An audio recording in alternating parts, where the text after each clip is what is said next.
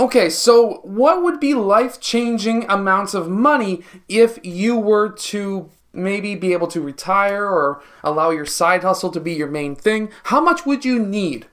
Well, for some people, that's actually just $1,000 a month.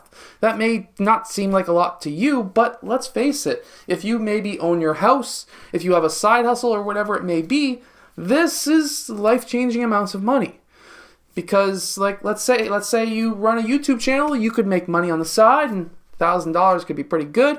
Or you could make wooden characters for people's gardens and be able to live off of that plus $1,000 a month. That would be life-changing. So if you want to make $1,000 a month, how much will it take to be able to get that in dividends? Let's take some examples and see what we can do. So we're going to start at the most risky, and then we're going to go down to the most least risky. And we're going to have a scale of risky to less risky and see what could be the best option. Well, number one is going to be the most risky in my opinion, and that's going to be a 27% dividend in an ETF called FE. This is a super risky option because now when it comes to FE, what you are essentially getting is basically an ETF that will track Ethereum, which is a cryptocurrency. I probably pronounced that wrong, and I'm sorry, I just can't pronounce that word. But either way, that's currently at 27% interest. Dividends. What does that really mean for us? Well, let's check this out. You would need about $45,000 invested in that ETF to be able to give you $1,000 a month. Now, some people may say, wow, $45,000, that's a lot of money. Other people may say that's not a lot of money. And in general, that's actually not a lot of money to get that kind of an income out of it. Because, let's face it, 27% is pretty crazy. But let's go down to maybe a little bit lesser of a risky option. You could get a 7% dividend from ZWK. This is another option that you could invest in. So how much would you need at 7% to be able to make $1,000 a month?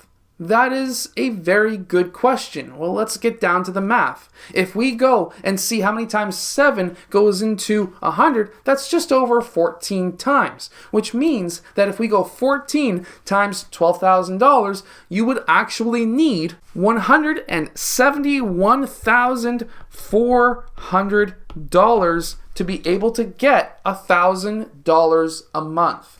This is by no means a get-rich-quick scheme because you're not going to get rich quick when you're investing in dividend stocks like this.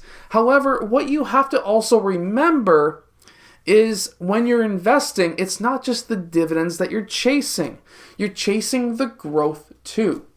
And if you're younger like myself, I'm 31, almost 32 years old, I like chasing dividend stocks because it can give me an income that is really steady when I'm running my business. My business makes me more than what most people make full time on pretty much any work that's out there. However, there are months that my income isn't fantastic, especially when it comes to COVID.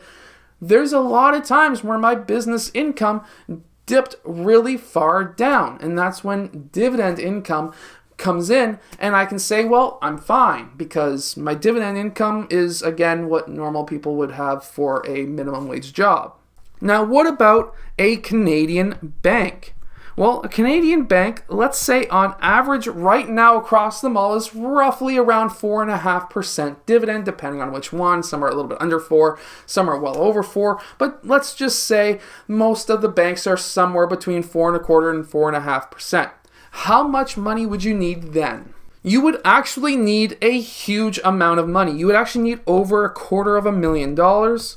And what you would need is $266,600 roughly to be able to make $1,000 a month if you're investing in Canadian banks. I'm going to tell you right now to not invest all your money into the exact same sector. You want to be diversified. There's other options out there. You could invest in different high dividend stocks. There's TransCanada pipelines. There's a lot of different options out there that can give you well over 4%, but also well under 27%. Now, out of all of these options, I would definitely be looking at diversifying. I have some of my money in an ETF called BTCY, which is the same thing as ETHI, which just basically tracks Bitcoin instead of Ethereum. However, at the same time, what you need to do is to try and put as much money away into investing as possible, which will then allow you to have potentially a future that you want.